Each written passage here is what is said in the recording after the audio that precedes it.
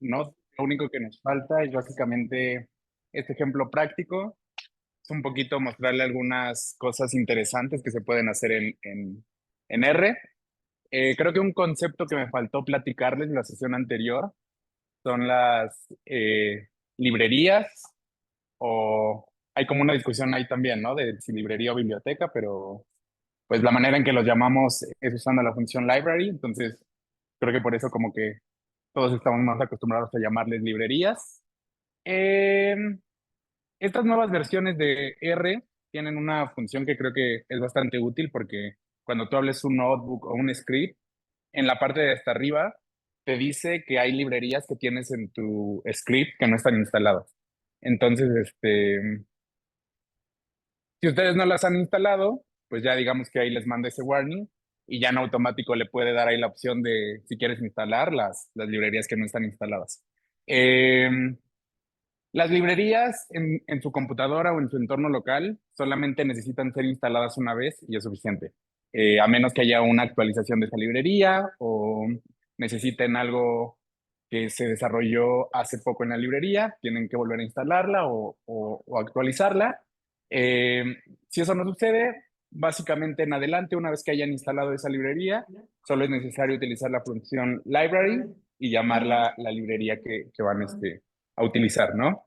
Eh, para referencia, si algún día tienen duda de si tienen instalada o no esa librería, en esta parte de acá, de la derecha, donde dice Packages, es donde les contaba la vez anterior que pueden ver todas las librerías que tienen instaladas, ¿no? Si es que lo necesitaran.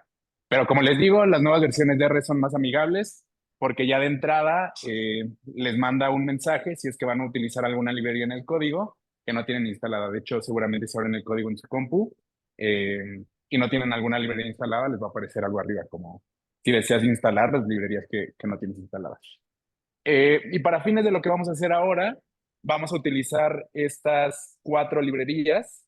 La primera de ellas se llama QuantMod, que es una librería que nos ayuda a obtener series financieras, la que les había contado, que básicamente nos trae la serie que se encuentra en ciertas páginas en línea, ¿no? Como Yahoo Finance o creo que investment.com es la que tiene también. Eh, no recuerdo si es esta o es otra. Creo que es otra que se llama Fed, que es muy similar, pero les ayuda a traer todas las series que la Fed tiene en sus repositorios, ¿no? Es esta, ¿verdad? La que también tiene eh, como source la Fed, las series que tiene la Fed en su repositorio. La segunda librería, que se llama High Charter, nos sirve para hacer gráficas dinámicas, específicamente para series financieras, que ahorita van a ver que se hacen muy sencillo y es y son gráficas pues estéticamente bastante bonitas. Eh, la tercera librería es ggplot2, que seguramente si ya han usado R es de las más famosas que existe.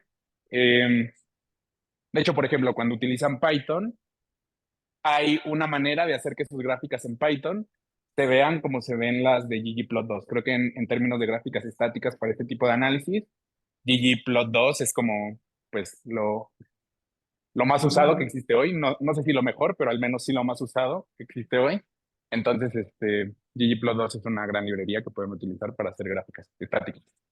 Eh, y Stargazer, que esta es una librería que por allí alguien hizo, que me parece para nosotros economistas muy útil, porque lo que hace es que si ustedes generan una regresión, eh, esta librería les genera una tabla ya con todo el acomodo de los datos que usualmente se reportan cuando se hace una regresión, ¿no? Como eh, la desviación estándar de cada uno de los parámetros, marca con asteriscos qué tanta significancia hay en cada uno de esos parámetros.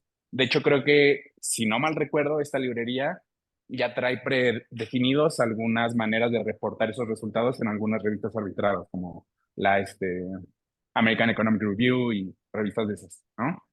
Entonces, pues digo, seguramente, como les decía, si alguna de esas librerías aún no la tienen instaladas, desde el inicio, desde la parte de arriba, les va a aparecer el mensaje de si desean instalar esas librerías. En caso de que ya las tengan instaladas, no les va a aparecer nada y pues, como decíamos, va a ser suficiente con que corran esta parte del código, que lo pueden hacer con el este símbolo verde que se encuentra en la parte superior derecha, acá, ¿no? O apretando Command Enter o Control Enter en el caso de Windows, ¿no? Y automáticamente se generan todos se llaman todas las líneas de código de ese chunk. La última que me faltó mencionarles es que tenemos ahí algo que dice options, get symbols, punto warning 4.0 igual a false. Y esto lo utilizamos porque generalmente cuando llamamos las series financieras desde la librería que se llama QuantMod, si no ponemos esta opción, comienza a aventar un montón de warnings la consola. Entonces, para evitarnos esos warnings, los warnings no necesariamente son malos, solamente son como una alerta de avisarnos que algo está sucediendo. Como nosotros ya sabemos lo que queremos hacer y sabemos que esos warnings no nos preocupan, pues los apagamos, ¿no? Para que no nos estén generando ruido al correr el código. Pues digo, es muy sencilla la manera de descargar estas series financieras. Por ejemplo, en este caso, les decía que vamos a hacer un ejercicio para medir el riesgo sistémico de una acción. Les había dicho la vez pasada que era el valor en riesgo, pero ya me acordé que ese ejemplo en realidad lo usamos para una clase de Garch, ya medio al final del curso, y utilizamos Garch para este tipo de series, predecir el valor en riesgo de hacer una inversión en una acción, ¿no? En este momento solamente vamos a medir riesgo sistémico, que básicamente riesgo sistémico es la correlación que existe entre una serie en específico y un conjunto de acciones en su conjunto. Por ejemplo, aquí vamos a evaluar qué tanto del riesgo que tiene el conjunto de acciones de Nasdaq se traslada directamente a una acción como Amazon, ¿no? Eh, y les decía, con muy poco código, a mí me encanta R por eso, porque con muy poco código se hacen pues cosas muy interesantes. Solo basta poner esa función, get symbols, y poner entre comillas el acrónimo de la acción, que prácticamente es el que se utiliza en Yahoo Finance, para obtener la serie de esa acción. Si nosotros corremos este código, ¿no? Get symbols, no sé por qué. Ah, perdón, ese de acá abajo, lo corremos y en el caso de R, por ejemplo, cuando utilizamos Python, los que ya tienen alguna experiencia en Python recuerdan que cuando tenemos un set de datos, le damos el set de datos punto .head y ya nos aparecen los primeros 5 datos de ese data frame, ¿no? En el caso de R es un poco distinto porque en realidad primero tenemos que poner la función, abrimos paréntesis y ponemos el objeto al que le queremos aplicar la función, ¿no? Que en este caso es el objeto AMZN, que esto lo genera un automático, esta función de getSymbols, genera un objeto con el nombre o el acrónimo de la acción que yo quiero llamar, ¿no? Y como pueden ver, lo que me arroja, dado que yo lo definí allí, tengo los primeros 2 datos y me da una serie de datos de esta acción, ¿no? La primera columna es la fecha, la siguiente columna es el precio de apertura, la siguiente el precio más alto durante la sesión, la tercera el precio más bajo, el precio de cierre y el volumen que se transacciona ese día, ¿no? Y el último valor es el valor ajustado de esta acción, ¿no? De acuerdo al volumen que se vendió y los valores que alcanzó durante esa sesión. Eh, Insisto, usar R es muy útil a mi parecer porque, como les digo, con líneas de código muy simples se pueden hacer cosas muy interesantes. Por ejemplo, si aquí yo corro esta línea, eh, se pueden ver que una línea basta para poder hacer este tipo de gráficos, ¿no? Que es los que comúnmente ustedes podrán encontrar en cualquier página donde encuentran temas de acciones, ¿no? Eh, es interactivo, desde arriba pueden elegir si esta acción la quieren ver con el valor de hace un año, el valor year to date, hace 6 meses, 3 meses, un mes, ¿no? Pueden ajustarlo. O acá abajo también pueden jugar con la serie para visualizar el valor o los valores que ustedes quieran concentrarse, ¿no? Igualmente les grafica los valores mínimos, máximos, valores de cierre, y aquí abajito esta línea azul es el volumen de acciones transaccionadas ese día, ¿no? Entonces, pues sí, solamente hacer énfasis en eso, de que en R podemos hacer cosas muy interesantes con unas cuantas líneas de código, dado que hay librerías que son muy poderosas, ¿no? Eh, Solamente digo, sé que la mayoría de ustedes ya han usado R. Las librerías básicamente son trabajo colaborativo. Son herramientas que alguien ya desarrolló y las pone, digamos, al servicio de todos para que se puedan usar, ¿no? Esta es una de las cosas pues, cool de los softwares libres que no son de paga. ¿Por ahí una pregunta?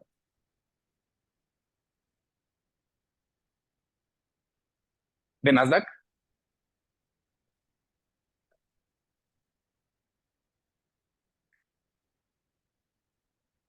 Ah, sí, sí, pues tal cual, esa librería lo que hace, perdón, te conecta con la información que tiene, por ejemplo, en este caso, por default, si no mal recuerdo, es la información de Yahoo. Lo que hace la librería es ir a la página de Yahoo y extraer toda la información para esa serie.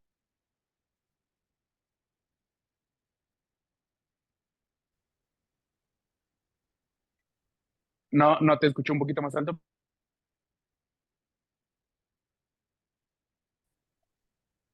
Con la que tú quieras. Lo único que necesitas es el acrónimo que se utiliza en Yahoo, ponerlo en esta función que tenemos acá arriba, que se llama getSymbol. Ahí entre, eso, entre estas comillas, la tenemos acá, mira. Entre estas comillas pones el acrónimo de cualquier otra acción y te descarga, te hace exactamente lo mismo. Va a la página y jala toda la info.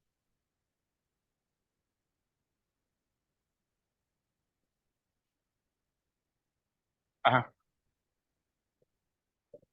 Sí, de hecho, si recuerdan la clase anterior, les decía que todas las funciones tienen parámetros. Por ejemplo, mira, que aquí le damos, creo que es acá abajo.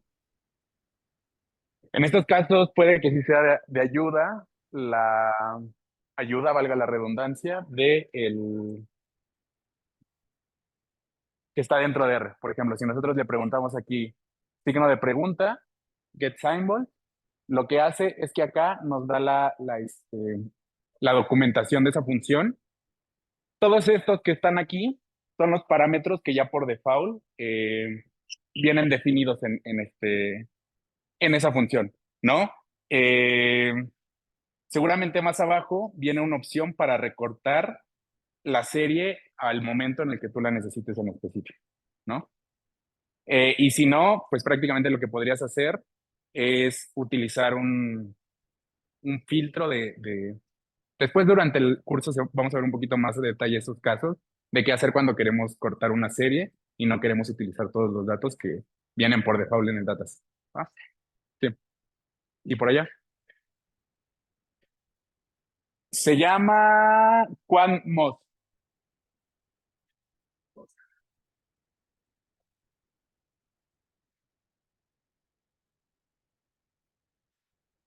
Exacto. Exactamente, entre comillas, ese nombre de la acción con la que se identifica en Yahoo y ya te da en automático este data frame con los datos de la acción. ¿Va? No de qué. ¿Y por acá tenemos otra duda? ¿Hay una duda? Ajá, ajá.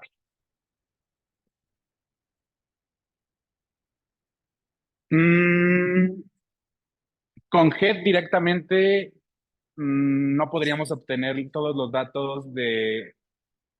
Ajá, solamente podríamos ponerle -2, ¿no? Y te manda los últimos dos. Según yo sí funciona. Nada más aquí, a ver, dejen que entre esto. Sí, con -2, ¿no? Exacto. Sí, no, ¿de qué? Este, sí, esta es una buena observación, por ejemplo, la que hacía su compañero, ¿no? Pues sus compañeros, perdón. En este caso, si nosotros quisiéramos en realidad, aquí nos está dando los dos datos iniciales de ese dataset, ¿no? Pero ¿qué pasaría si nosotros queremos los dos últimos datos del mismo set de datos que estamos utilizando? En lugar de ponerle coma 2 a head, le ponemos coma -2 y eso en automático, si lo corremos, van a notar que hace que tengamos los últimos, estos, ¿no? Los últimos datos de 2024. Ah, cierto. O esta es otra manera. Una manera inversa de hacerlo, tail, y nos da los últimos dos datos, ¿no? Sí, hay como maneras versátiles de llegar de pronto a resultados similares, pero básicamente es eso. ¿Alguna duda más por allí?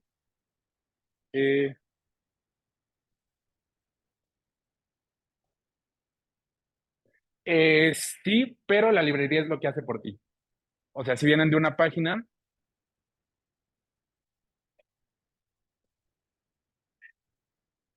es la línea 206. Es,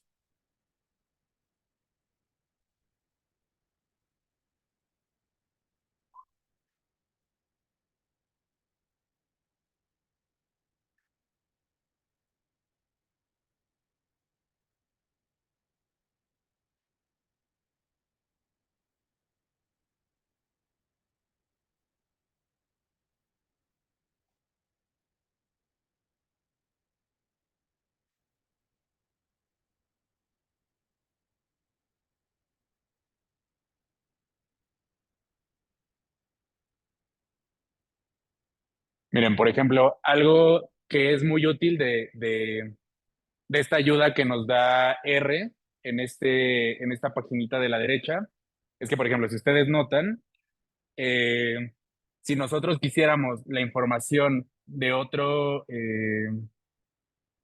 servicio, por ejemplo, aquí, si notan en esta parte, con CRC le agregamos un parámetro a esta función y con CRC podemos obtener la información de otra página, ¿no? Que como decíamos, puede ser Yahoo, Google o la FE, ¿no? Pero, ¿cómo se hizo eso? Eh, la manera más sencilla de utilizar el help es como lo hice acá, que prácticamente es utilizar el signo de interrogación, pones la función y ya en automático te despliega la ayuda en la parte derecha del R, ¿va? Esa es como la manera más simple de utilizar. Creo que también puedes utilizar help y entre paréntesis la función de la que quieres ayuda, pero pues es mucho más rápido solo poner signo de interrogación, ¿no? Eh, y si corremos el siguiente chunk de código, van a notar que ahora hacemos exactamente lo mismo, ¿no?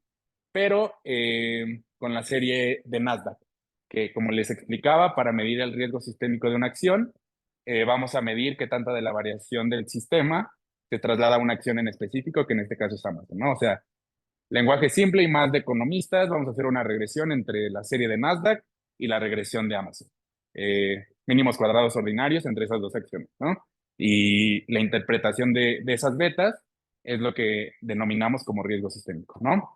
Eh, Aquí, por ejemplo, vamos a utilizar ya en cierta manera algo que ya hemos visto durante el curso. Vamos a utilizar o vamos a realizar las series en diferencia, ¿no? Que como lo vimos en las clases, esto es igual que si nosotros tomamos las diferencias logarítmicas de nuestras series, ¿no? Entonces, hacemos la serie en diferencias tomando diferencias logarítmicas para Amazon y para Nasdaq, ¿no? Y pues aquí básicamente parecería que no hizo nada, pero si nosotros vamos acá arriba, no muevo esto. Si nosotros vamos acá arriba en Environment, notarán que allí están guardados todos los objetos que nosotros ya creamos o que hemos ido creando desde que comenzamos a correr líneas de código, ¿no? Aquí ya están las series que nombré como div, Nasdaq y div Amazon, ¿no? Aparentemente no hizo nada, pero en realidad aquí ya están guardadas nuestras series. También algo que a mí me gusta, la verdad, un poquito más de R en comparación con Python, es que en Python, por ejemplo, a veces no tienes tan claro cuáles objetos ya creaste y en la interfaz de R, pues es muy sencillo recordar cuáles objetos ya tienes creados, ¿no? Porque todo el tiempo puedes venir acá a revisar qué fue lo que creaste, si es un data frame, si es un vector columna, si es una función, lo que sea, ¿no? Aquí Puedes ver si en esta sesión de kernel ya se realizó cierta cosa que tú quisiste hacer. Y por ejemplo, aquí vamos a hacer la gráfica de las series en diferencia. Algo también asociado a lo que les comentaba la sesión anterior es que en programación orientada a objetos, de acuerdo al tipo de objeto que tengamos, es lo que podemos hacer con ese objeto, ¿no? Dada que esta serie ya está definida bajo ciertas condiciones con la librería QuantMod, solamente basta poner plot. Si se fijan, ni siquiera estoy definiendo cuál es mi eje de las X, cuál es mi eje de las Y, qué título quiero. No estoy definiendo absolutamente nada. Solamente poniendo entre esa función plot este objeto, dado que la librería QuantMod ya le da ciertas características a este tipo de objetos, la gráfica se realiza pues, de manera muy sencilla, ¿no? Probablemente si nosotros tuviéramos otro tipo de objeto que no fuera creado mediante QuantMod, para hacer un gráfico así, tendríamos que definir cuál es el eje de las X, cuáles son los valores que queremos graficar en Y, cuál es el título de la gráfica que queremos poner, una serie de parámetros adicionales, ¿no? Pero dado que este objeto en específico ya tiene cierta información o meta información asociada, solo basta con poner plot para que se grafique de esta manera. ¿Va? Eh, ¿Alguna duda? Va.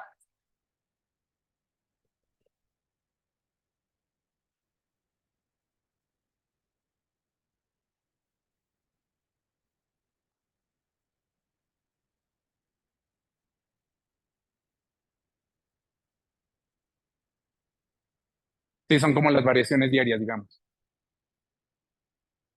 Muy exactamente lo mismo que van a ver como series en diferencia. Por ahí va. Este,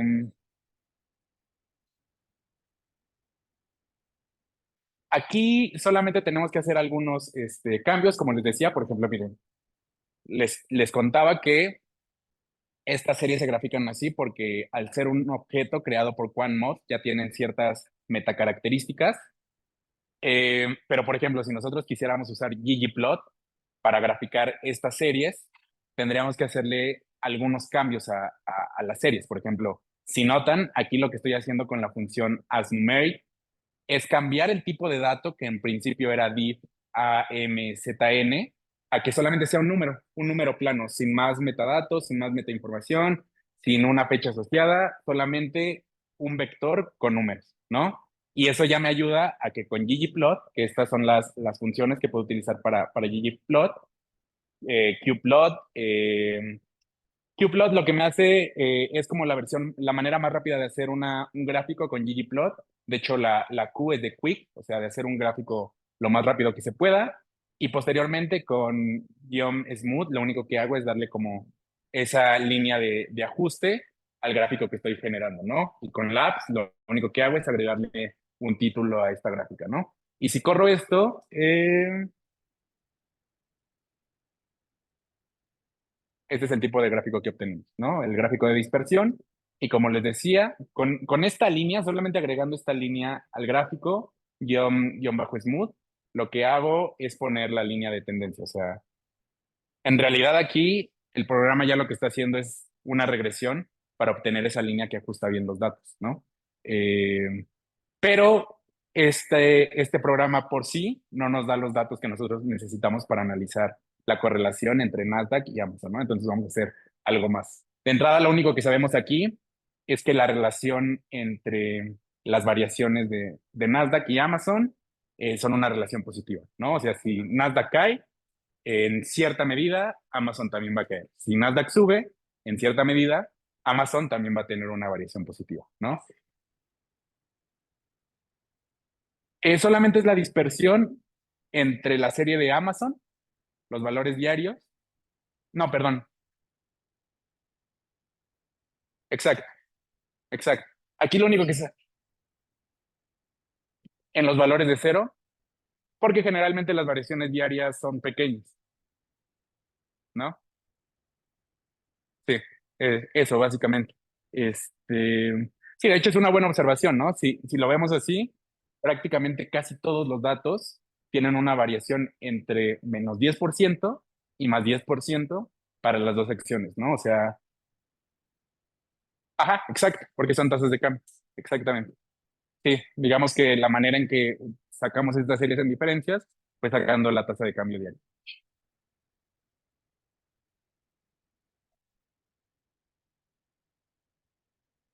No, no, son independientes esa gráfica y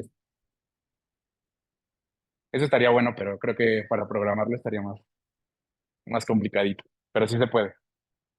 Eh, por ejemplo, algo que también creo que justamente tú me preguntabas en la sesión anterior, es si para hacer regresiones en R necesitamos alguna librería adicional. Para hacer solamente mínimos cuadrados ordinarios, no la necesitamos.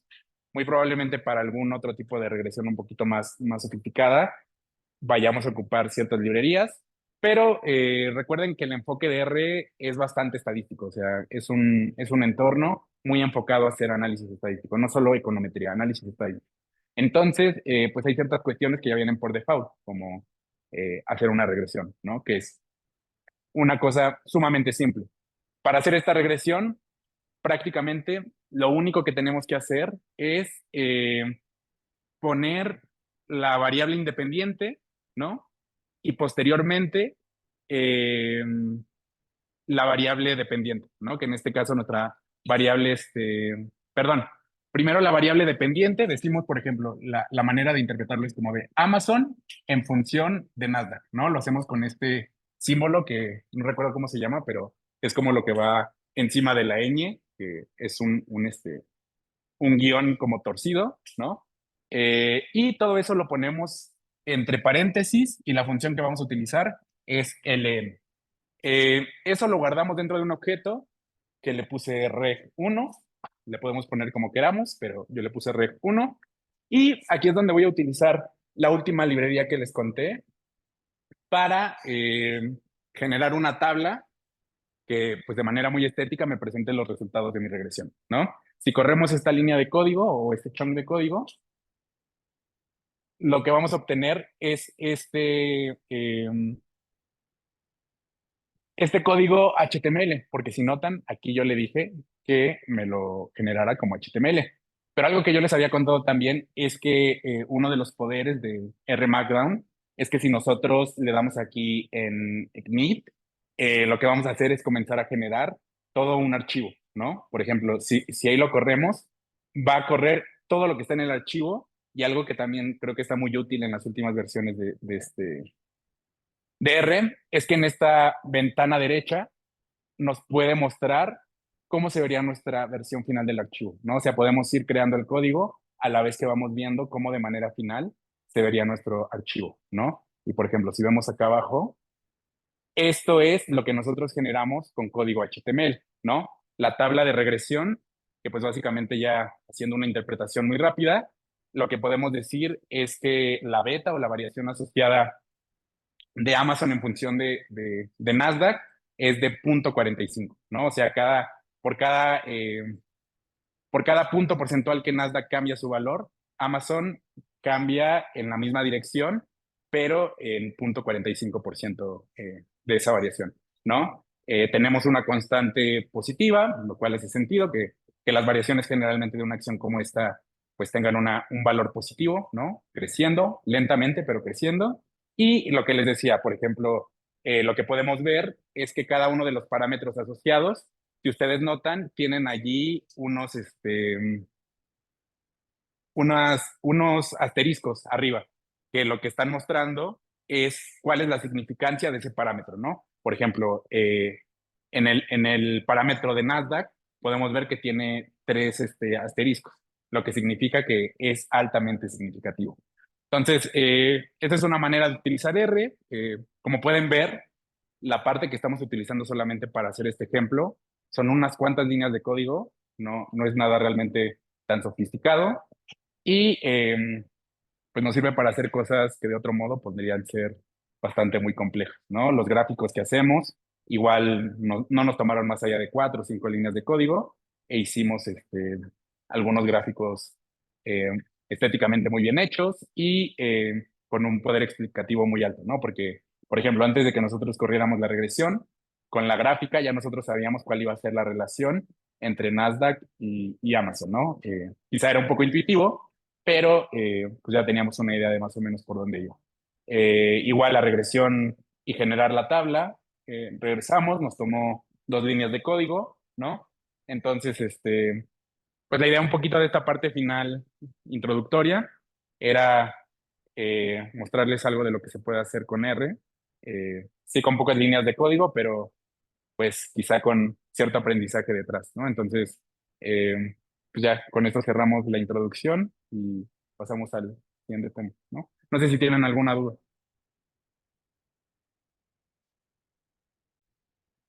Bien, entonces trabajemos con la carpeta dentro de GitHub, la carpeta que se llama clase cero. Dentro de clase cero tienen este archivo, este conjunto de archivos. Vamos a trabajar con esta tabla de datos, que son datos ya tabulares de Excel.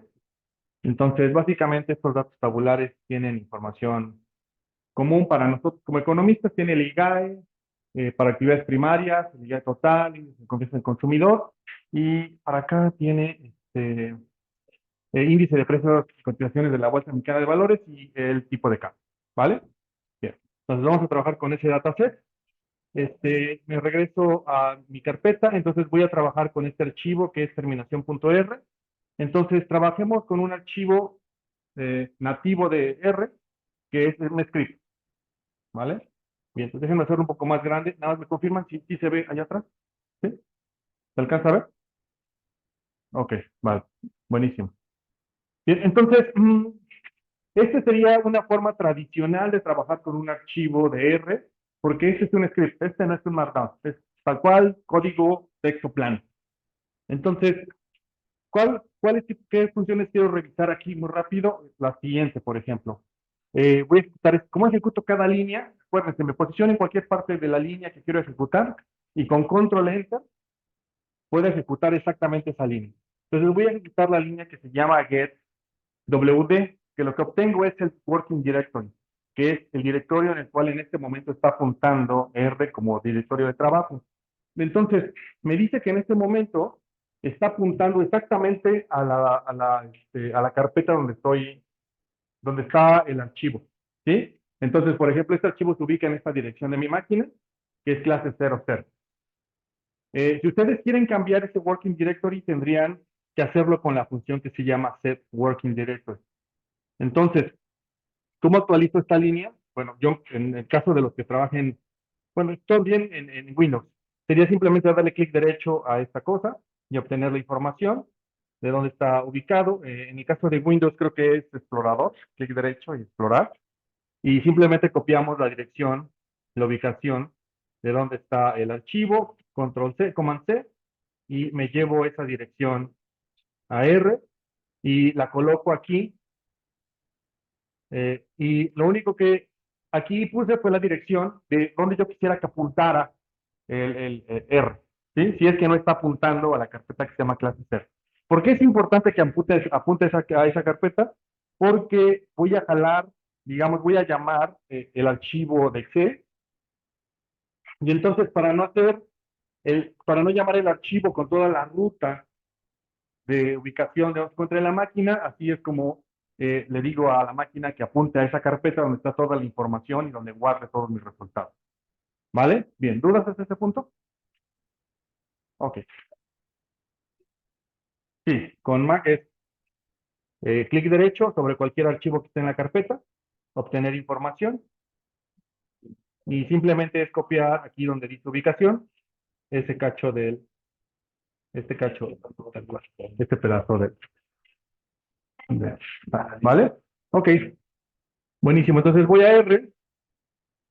Entonces yo sé que mi working directory está en esta carpeta, entonces puedo trabajar con la información que está contenida ahí. A ver, tengo un mensaje aquí. Sí, va entre comillas, a la pregunta que me hacen en línea. Sí, va entre comillas, la ruta. Sí, vale, bien. Ahora, voy a utilizar una biblioteca que se llama RaceXL, que básicamente me va a permitir leer archivos de Excel. Ese para eso me va a servir.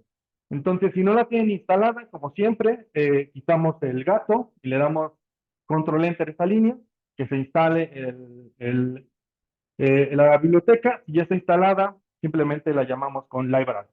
Con library ya tengo activa la biblioteca que lee Excel. Ahora voy a leer el archivo. Bien, entonces vamos a leer el archivo. ¿Cómo leo el archivo? Voy a utilizar la función que se llama read Excel. Entonces le digo, quiero que lea el archivo que se llama base1 timeseries.xlsx y quiero que leas la hoja que se llama exactamente hoja 1. ¿Sí? Esto pasa porque en ocasiones tenemos que unos archivos Excel con muchísimas hojas de datos. Entonces, si queremos llamar una hoja en específico, hacemos eso, le decimos sheet, tal hoja, y con los call names le estoy diciendo que sí, que todo lo que está en esta hoja tiene títulos, eh, los, los datos. ¿Vale? Entonces lo ejecuto y voy a traer un objeto que se va a llamar base1. Se va a cargar aquí. Es un objeto que tiene 257 observaciones y tiene 7 variables. Bien. Los datos, como los conversé cuando abrí el Excel, son estos. Aquí tengo la definición de los datos. Eh, si quiero ver los datos, puedo darle clic aquí simplemente al objeto base1 y podría ver los datos. Aquí puedo ver los datos que importé. O utilizar el comando view. Con el comando view puedo hacer exactamente lo mismo que el equivalente a darle un clic. ¿Vale? Yo recomiendo siempre darle clic, es más fácil. Pero como ustedes se acostumbran a utilizar. Entonces, recordemos funciones básicas. Con head vemos el encabezado, los primeros 6 elementos. Con str vemos la estructura de la tabla. En este caso me dice, por ejemplo, que la primera columna que se llama periodo es un tipo carácter que tiene esta estructura de datos. La segunda columna, que es el IGAE 2013, es número, y todas las demás son números. Y me trae ejemplos de lo que tienen esas columnas. ¿Vale? Esa es la estructura de mi tabla. Ahora, con name, lo que me trae son los nombres de las columnas. La primera columna se llama periodo y así sucesivamente las demás. ¿Vale? ¿Duda? ¿Comentarios, quejas, congojas, sugerencias? Ok. Vamos a hacer, entonces vamos a empezar a convertir cada una de las columnas a un objeto que vamos a trabajar de aquí hasta que se acabe el curso, que son objetos time series. Entonces, ¿cómo creo un objeto que es time series? Cuando creo un objeto que es del tipo de series de tiempo, le doto de ciertas características, como Omar les dijo. Estamos haciendo programación orientada a objetos, entonces voy a crear un objeto que va a tener ciertos atributos. Entonces, concretamente, este objeto que voy a crear, perdón, va a tener un atributo de ser una serie de tiempo y por lo tanto va a tener un periodo de inicio y un periodo final. Y va a tener un tipo de frecuencia. Entonces, lo que estoy haciendo aquí es, le digo, voy a tomar la función ts, que es de series de tiempo, y quiero que tome la columna que se llame IGAE 2013 del objeto que se llama base1. ¿Sí? Entonces, recuerdan, en R ponemos el nombre de la tabla, luego con signo de peso le indicamos que vamos a hablar de un objeto que está contenido en esa tabla, que en este caso es la columna que se llama IGAE 2013. Y luego, coma, le digo start, es decir, cuando inicia en 2002 y la frecuencia es 12. Entonces, con Frex podemos controlar, si hablamos de datos mensuales, irán 2. Si hablamos de datos trimestrales, ¿qué número debería de ir en Frex? 4. Si hablamos de datos diarios,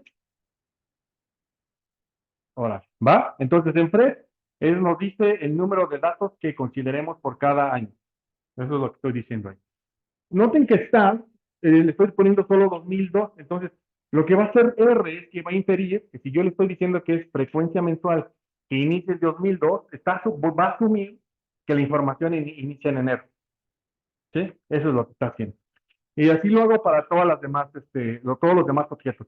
Ejecutemos estas líneas y veamos qué tipo de objetos nos genera ya en el environment. Entonces le damos control, enter, enter, enter, enter, todos estos, y resulta ser que todos son objetos time series, ¿vale? Eso es lo que deberíamos de ver. Todos son objetos time series. Ahora, ¿por qué necesitamos que sean objetos time series? Porque con time series lo que nos permite es utilizar funciones ya directamente sobre esos objetos que a lo mejor no podríamos aplicar directamente a columnas de datos o en realidad vectores de datos. Una de las características principales que tiene esto es que R sabe que los datos tienen un orden, ¿sí? Cuando yo defino que es un time series. Si no fuera una serie de tiempo, entonces R podría interpretar que el orden es irrelevante y la gráfica podría ser distinta en algún sentido, si es que lo graficara, como lo voy a hacer a continuación. Entonces doy summary. Si le doy summary con dígitos 4, lo que le estoy diciendo es que me imprime el resumen, las estadísticas resumen de este objeto con 4 decimales máximo, y aquí está el resumen de estas estadísticas. Luego, si le doy summary para otra serie, también me daría lo mismo. Y ahora lo que voy a hacer es crear un gráfico. Esa es la forma, eh, voy a llamarle vieja de guardar los archivos gráficos, pero es importante conocerla por si algún día se enfrentan a ella, ¿no? Que es, voy a crear aquí un JPG desde el código nativo de R. Entonces, cuando cree yo un JPG, necesito abrir y cerrar la función que guarda este tipo de objetos. Entonces, lo que está en la línea 62 abre la función para guardar objetos que son imágenes. Y lo que está en la línea 62 cierra la función. Entonces, lo que le estoy diciendo a R es que todo lo que está entre la línea 62 y la 72 es una instrucción, todo lo que está ahí adentro lo va a guardar como una imagen. ¿Sí? Eso es lo que estoy diciendo. Yo podría ejecutar todo omitiendo la línea 62 y la 72, es decir, puedo ir directamente a la línea 64 y ejecutar esa línea. Le doy control enter y me va a hacer la gráfica. Puedo dar control enter y puedo dar control enter y otra vez control enter y hasta parse new, control enter. Y genero la gráfica sin haberla guardado.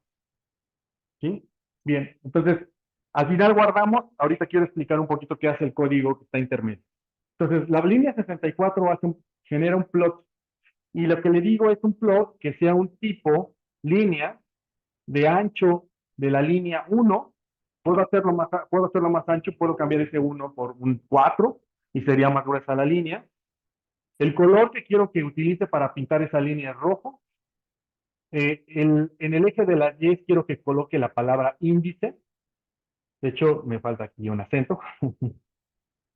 Lo voy a cambiar ahorita. Índice, y en el eje de las X quiero que utilice la palabra tiempo. Y luego quiero que utilice límites para el eje de las Y. Entonces quiero que el eje de las Y esté delimitado entre el valor 60 y 160. ¿Sí? Entonces estoy delimitando la gráfica en esos rangos. Luego, si ejecuto esta, solamente hice esto. Palabra, nombre de los ejes, el rango de oscilar de la gráfica, y ya está la gráfica. ¿Vale? Ahora, con par, la función par, lo que le estoy ingresando a R es decirle que le voy a ingresar un nuevo objeto. Un nuevo objeto que quiero que traslape, más bien encime, sobre el último plot que haya hecho. Entonces le digo par new igual a t. Esto lo que estoy indicándole es que quiero que encime un nuevo objeto, y con el new igual a t le estoy diciendo que el new es igual a true, new igual a true, es lo que le estoy diciendo ahí, que sí digamos, lo traslape, y luego que traslape entonces el siguiente gráfico. De hecho, voy a saltarme el par new y vamos a hacer el otro plot. A ver, el otro plot es este. Entonces lo que voy a hacer es tomar este plot y le voy a encimar a este otro muchacho. ¿Sí? Eso es lo que voy a hacer. Entonces, ¿cómo lo puedo hacer? Bueno, primero genero el rojo, luego le digo par new, es decir, como congela ahí el graficador, y ahora te voy a encimar el otro. Va.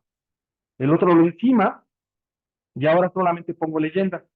Y le digo que la leyenda va a ir arriba a la izquierda y que va a tener estos textos, la palabra IGAE actividades primarias, y va a tener esas características rojo y blue, ¿no? Y ya. Y le damos control enter, pone, digamos, de etiqueta, y luego con par new, apago el par new, porque si no lo apago, si no le pongo new igual a S, cada vez que haga un plot va a seguirlo encimando sobre el anterior, ¿vale? Pues ya está. Ese es mi gráfico, ¿vale? Ahora, ¿cómo hago ahora para guardarlo? Pues vamos a hacerlo desde el inicio, desde PNG. Voy a guardar un archivo que se va a llamar G1 y GAE con estas características, que va a estar con un ancho de 900 píxeles, ese es el ancho que estoy definiendo, esa es la resolución, de hecho, que le estoy dando, Es una buena resolución de mi perspectiva. Ahorita les muestro cómo queda el gráfico y le damos control enter. Entonces ejecutamos eso, hacemos nuestro gráfico y al final con def.off cerramos el guardado. Listo, y me dice que sí, ya lo guardó. Aquí me regresa este resultado 2, quiere decir que lo guardó. Me puedo ir a mi carpeta y lo que tengo ahí es ahora, notarán que se acaba de generar este archivo, es generado hace unos minutos, 9:06 de la noche. Y si abro el archivo, este es el archivo que acabo de generar. Tiene muy buena resolución, no se distorsiona, esa es la idea, ¿no? De este tipo de archivo. ¿Vale? Sí. ¿Dudas? ¿Comentarios? ¿No? Va. Sí. Ahora, entonces vamos a hacer otra gráfica. Ahora es el índice de confianza del consumidor, la misma idea.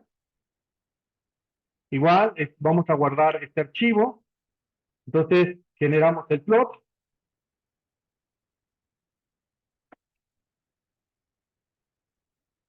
Y noten que si voy directamente así, sí lo hizo, pero no lo graficó ahí. ¿Por qué creen que no lo graficó acá? No, porque en la instrucción que inserté directamente fue la de PNG. Entonces intuye que no me interesa visualizarlo ahí, solo guardarlo. Si lo quiero visualizar, tendría que haber ejecutado directamente plot y ya va. ¿Vale? Bien. ¿Dudas? ¿Comentarios? ¿Quejas, sugerencias con hojas? ¿Algo? ¿No? ¿Vamos bien? Ok. Va. Gráfica 3. Igual, la misma idea. Vamos a cambiar un poquito ahora. Esta gráfica 3, déjenme, voy a cerrar voy a empezar desde la línea 97. Y con par mflow, lo que le estoy diciendo es que quiero hacer un gráfico ahora. Noten que con par, ahora lo que le estoy diciendo es quiero que utilices una estructura de un renglón con dos columnas. Entonces voy a hacer un gráfico que va a estar en una fila, va a haber dos gráficos. ¿Sí? Digamos, lo que hice anteriormente fue encima gráfico. Lo que voy a hacer ahora es crear un grid de gráficos. Y en este caso el grid es muy sencillo. Solamente tiene una fila y dos columnas. Entonces, con eso le digo par, el número de renglones, eso significa mf_row. El número de renglones es 1 con dos columnas. Es una matriz, eso es lo que estoy declarando ahí. Entonces, hacemos un primer plot y noten cómo es que el primer plot se pone de este lado y el segundo plot se debería de poner de aquel lado. ¿No? Y luego regresamos a la configuración estándar de R, que es un gráfico por cada impresión. Por eso le pongo mfrow 1, ¿vale? Para regresar a la configuración anterior. Y no dejarlo que cada vez que haga gráficos todos los considere como pares, ¿no? Ya, listo. Entonces, este es el gráfico que voy a generar. Entonces, ejecutamos desde arriba y podemos ir a R, que diga nuestra carpeta compartida, y vamos a ver este gráfico que acabamos de crear, que es este, que se ve así, ¿no? Igual no se distorsiona. Funciona bastante bien, la verdad, o sea, pueden hacerlo grande, pequeño y se mantiene bastante bien. El 900 píxeles es una buena cantidad de elementos para este tipo de gráficos. Y vale, creo que voy a cerrar con este último gráfico que tengo aquí. No, me quedan dos gráficos. Pero estos dos gráficos que me quedan, vamos a hacer lo siguiente. Vamos a crear un índice. Entonces voy a dividir todo, tanto el INPC como el tipo de cambio, respecto de su primera observación y voy a hacer un índice como para simular qué hubiera pasado si hubiera invertido tanto en bolsa como en tipo de cambio, cómo me hubiera ido mejor. Entonces le damos control enter, summary, veamos cómo se ve este plot, le ponemos características y aquí está. Entonces, si algún día hubiéramos pensado que podríamos invertir tanto en bolsa como en tipo de cambio, pues bueno, queda claro que es una mala idea el tipo de cambio, ¿no?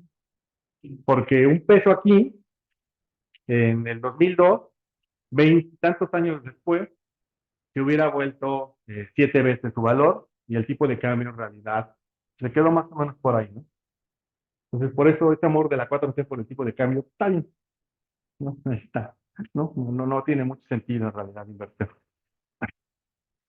Lo podemos guardar,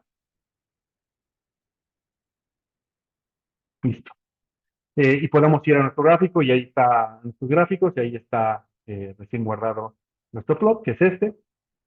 Y por último, ahora sí, gráfica 5, vamos a hacer ahora un grid de 3 gráficos hacia abajo con una columna. Entonces, debería, perdón, es que necesito hacer más grande. Esta gráfica es ligeramente más grande, entonces voy a hacer más grande este, y apenas si se puede desplegar. Se ve bastante mal, bastante apretado, pero si lo guardamos, van a ver que no, se preserva bastante bien, ya almacenado aquí está. Se preserva bastante bien este tipo de objetos ya almacenados aquí, ¿vale? Bien. ¿Dudas? ¿Comentarios?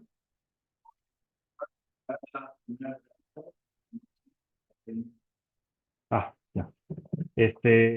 Por ejemplo, seguramente te quedaste en alguna anterior.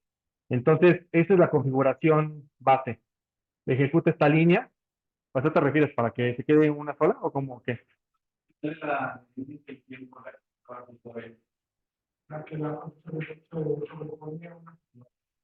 Ya. Me refiero a que seguramente te sale. Déjame ver. ¿Esta? ¿Esta te sale con? Ok. Entonces seguramente se quedó sin cerrar el guardar esa gráfica. Esa era la primera gráfica. Entonces, dale dev off aquí para que cierre cualquier función que tenga. Si te sale RStudio 2, es que sí tenía un proceso abierto. Si te sale es que no tenía nada abierto. ¿Sí? ¿Ya? Y ahora sí ya debería de funcionar todo. ¿Vale? Ok, vale. Bien. ¿Más dudas? ¿Comentarios? Creo que tengo un comentario aquí en línea. Dejen, lo atiendo rapidísimo. Em, no sé si respondí la duda, Daniel. ¿Estás conectado con? ¿Me puedes poner un mensaje, por favor? ¿Más dudas? ¿Comentarios? Sí, te escucho. En la gráfica 5, dices.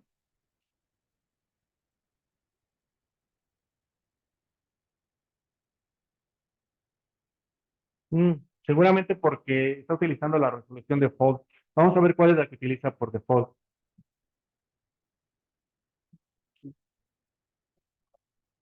Por default utiliza PNG, PNG, PNG. Utiliza 480 píxeles. Si no le indico, utilizaría esa configuración por default. O sea, no te queda sin nada. Si no le especifico, utilizaría eso. Yo estoy utilizando una mejor resolución, 900. 400 está bien, pero pues, 500 es el estándar en realidad. Ah, bien. Y creo que, sí, si queremos guardar por ejemplo, nuestro archivo, le damos save, base, file, y nos guardaría un archivo que es nativo de R. Es- y si queremos luego leer el archivo, utilizamos el comando load, que es para cargar. ¿Vale? Bien. ¿Dudas? ¿Comentarios? ¿Por allá? ¿Nadie? Ok. A ver, permíteme.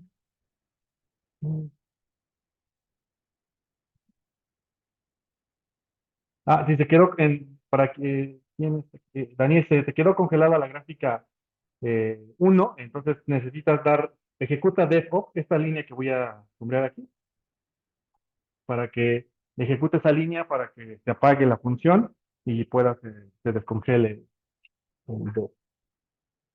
Vale, bien, no sé si tengan más dudas, comentarios. ¿No? Ok, buenísimo, entonces les veo ¿qué día es hoy? Hoy, hoy es martes. Hoy jueves, les veo el martes. Les veo el martes.